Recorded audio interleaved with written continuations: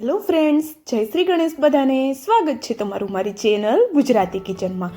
તો કાચા વટાણા અને કાચા બટેટાની એવી જોરદાર કચોરી આજે આપણે બનાવશું કે જેટલી બનાવશો ઓછી જ પડશે. વટાણાની સિઝન છે અને ઉપરથી કડકડતી ઠંડી, એટલે કચોરી પકોડા ખાવાની ઈચ્છા તો થાય જ છે. પણ બટેટા વટાણા બાફવા, લોટ બાંધવો, ભરવાની અને કલાકો મહેનત કરવાની ઈચ્છા ન હોય તો કોઈ પણ જાતની ઝંઝટ વગર માત્ર 10 જ મિનિટમાં આ ચટપટી કચોરી તમે બનાવી શકો છો. બનાવવી જેટલી સરળ છે એનાથી ક્યાંય વધારે ખાવામાં ટેસ્ટી લાગે છે. તો ચાલો બનાવવાનું શરૂ કરીએ. તો એના માટે સૌપ્રથમ તો આપણે અહીંયા અડધો કપ જેટલા વટાણા અને એક મીડિયમ સાઇઝનું કાચું બટેટું લીધું છે. બટેટાની છાલ હટાવી દીધી છે અને વટાણા અને બટેટા બાફવાની આપણે કોઈ પણ જાતની ઝંઝટ નથી કરવાની. બસ બંને વસ્તુ આપણે કાચી જ લીધી છે. સૌપ્રથમ તો આપણે બટેટું છે એના એકદમ નાના નાના ટુકડા કરી લીધા. તો જો અહીંયા ટુકડા છે બટેટાના એકદમ નાના નાના જ કરવાના છે અને બધા ટુકડાને મિક્સર જારમાં આપણે પલટાવી લેવાના છે. તો નાના ટુકડા કરશું તો એકદમ સરસ એવા બટેટા પીસાઈ જશે. સાથે જ અહીંયા 2 તીખા મરચાં આપણે લીધેલા છે. તો જો તીખાશનું પ્રમાણ થોડું ચડિયાતું રાખશો તો કચોરી ખાવામાં ખૂબ જ ટેસ્ટી લાગશે. એક નાનો ટુકડો આદુનો જેની છાલ હટાવી અને આપણે એના નાના નાના ટુકડા કરી લીધેલા છે. આદુનો ટુકડો પણ એડ કરી દીધો અને 6 થી 7 જેટલા મરીના દાણા એડ કરી પાણી એડ કર્યા વગર બટેટાને પીસી લેવાનું છે. આરામથી બટેટું પીસાઈ જાય છે, પાણી એડ કરવાની જરૂર નથી પડતી. તો અહીંયા સૌપ્રથમ તો બટેટું આપણું પીસાઈ જાય પછી જ આપણે વટાણા એડ કરવાના છે. બટેટું અને વટાણા સાથે જો પીસશું તો બટેટું નહીં પીસાય અને વટાણા એકદમ જલ્દીથી પીસાઈ જશે. તો જો અહીંયા પહેલા બટેટું એડ કરી પછી વટાણા પીસશું તો વટાણા છે એના નાના નાના ટુકડા આપણે સમજ આવે એ રીતે આપણે વટાણાને પીસવાના છે, જેથી કરીને ખાવામાં જ્યારે કચોરીમાં આવશે ત્યારે આપણે ખૂબ જ સરસ એવો ટેસ્ટ આવશે. તો ચાલો પેસ્ટને સાઈડમાં રાખી દઈએ. અહીંયા આપણે ગેસની ફ્લેમ ચાલુ કરી કોઈ જાડા તળિયાવાળી કડાઈ રાખી દીધી. કડાઈમાં આપણે માત્ર અડધી ચમચીથી 1 ચમચી જેટલું તેલ ગરમ થવા માટે રાખવાનું છે. તો આ જે ગરમ તેલ છે આપણી કચોરીમાં મોણનું કામ કરશે. તો તેલ છે એ હલકું એવું ગરમ થાય એટલે આપણે એમાં 1 ચમચી જેટલી વરિયાળી એડ કરશું. વરિયાળી છે એનો વધારે કલર ચેન્જ નથી થવા દેવાનો, બસ હલકી એવી ગરમ જ આપણે વરિયાળીને કરવાની છે. તો તેલ સાથે વરિયાળી હલકી એવી ગરમ થાય એટલે આપણે એમાં બનાવેલી પેસ્ટ એડ કરી દઈશું, બટેટા અને વટાણાવાળી. તો જો અહીંયા આ રીતે આપણે હલકું તેલ ગરમ કરી અને એમાં વરિયાળી એડ કરશું તો એક તો વરિયાળીની ફ્લેવર પણ વધશે અને સાથે ગરમ તેલનું જે મોણ થશે એનાથી આપણી કચોરી છે એ ખાવામાં ખસ્તા ક્રિસ્પી બનશે. તો જો અહીંયા સરસ એવું આપણે આ પેસ્ટ છે એને પણ તેલ સાથે મિક્સ કરી દીધી. વધારે કૂક કરવાની જરૂર નથી અને ઘરનો કોઈ પણ વાટકો સેટ કરી એની મદદથી 1.5 વાટકો જેટલું આપણે પાણી એડ કરી દીધું. તો કોઈ પણ વાટકી કે વાટકો તમે સેટ કરી શકો છો, એનાથી આપણે લોટનું માપ જોવાનું છે. તો અહીંયા 1.5 કપ જેટલું આપણે પાણી એડ કરી સરસ એવું મિક્સ કરી લીધું. સાથે થોડા મસાલા કરીએ. તો હલકી એવી હિંગ એડ કરી, 1 ચમચી જેટલો આપણે અહીંયા ધાણા જીરું પાવડર એડ કરી દીધું અને અડધી ચમચી જેટલી હળદર એડ કરી દીધી.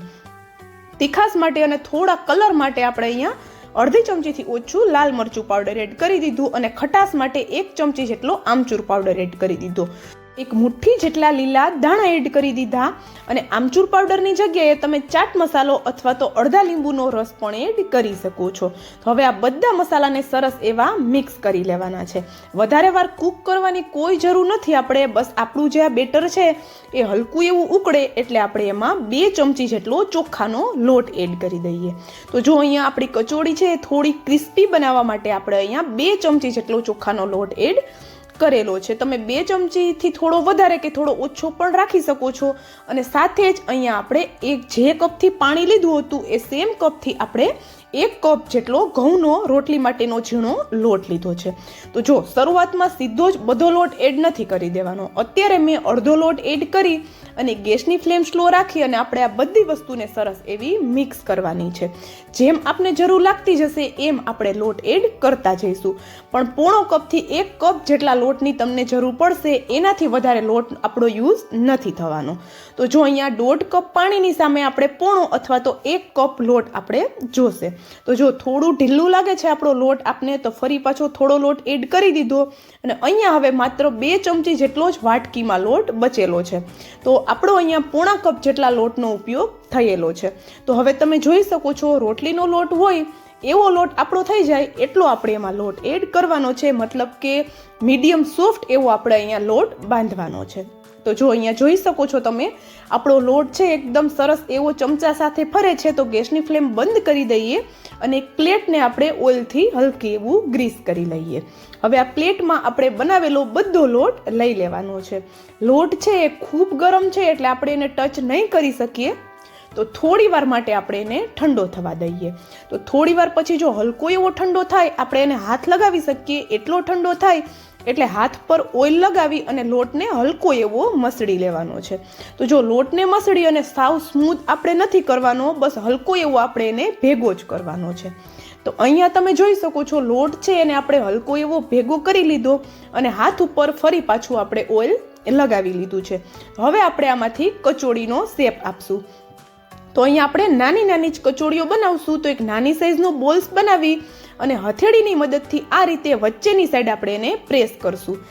તો જો આવો કચોળી જેવો શેપ એક આવી જશે ને વચ્ચેની સાઈડ આપણે પ્રેસ કરશું એટલે વચ્ચેની સાઈડ પાતળી થશે અને તળતી વખતે વચ્ચેની સાઈડથી બિલકુલ કાચી પણ નહીં રહે કચોળી અને સરસ એવી ફૂલશે.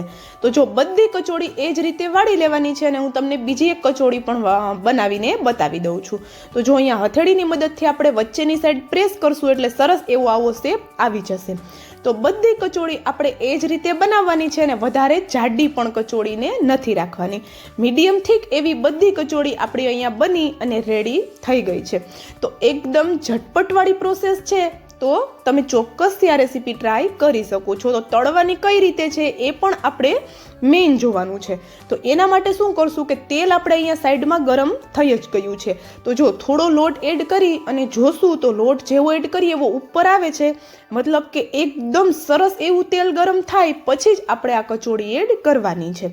જો તેલ ઓછું ગરમ હશે તો કચોળીમાં તેલ ચડી જશે અને કચોળી છે એ તેલમાં જઈને છૂટી પડી જવાની પણ બીક રહેશે. તો એ માટે ખાસ ધ્યાન રાખશું કે કચોળી છે એને સરસ એવું તેલ ગરમ થાય પછી જ આપણે એડ કરવાની છે. અને એક બેચમાં જેટલી આવે એટલી કચોળી એડ કરી દીધા પછી તરત જ આપણે એમાં ચમચો નથી ફેરવવાનો.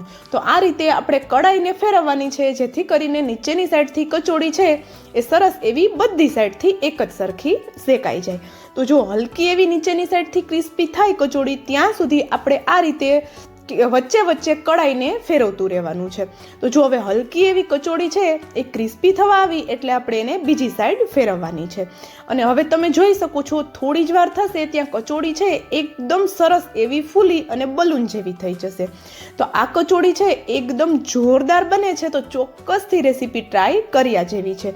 તો ખજૂર આમલીની ચટણી સાથે કે ગ્રીન ચટણી સાથે તમે આ કચોળી એન્જોય કરી શકો છો. સાથે જ અહીંયા તમે ચા સાથે પણ ખૂબ જ ટેસ્ટી એવી આ કચોળી લાગે છે.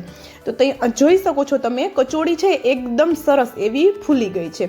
તો આપણે એને બીજી સાઈડ પલટાવી લઈએ અને એનો કલર એકદમ સરસ એવો ચેન્જ થાય ત્યાં સુધી થવા દઈએ. અને હા, હું તમને કહેતા ભૂલી ગઈ કે કચોળી એક સાઈડથી ક્રિસ્પી થઈ જાય પછી આપણે ગેસની ફ્લેમ મીડિયમ રાખી અને કચોળીને થવા દેવાની છે. નહીતર કચોળી છે એ વચ્ચેની સાઈડથી કાચી રહેશે. તો જો અહીંયા ગેસની ફ્લેમ મીડિયમ રાખી અને કચોળીનો કલર ચેન્જ ન થઈ જાય ત્યાં સુધી આપણે એને થવા દેવાની છે. ગેસની ફ્લેમ સ્લો નથી રાખવાની, મીડિયમ રાખવાની છે.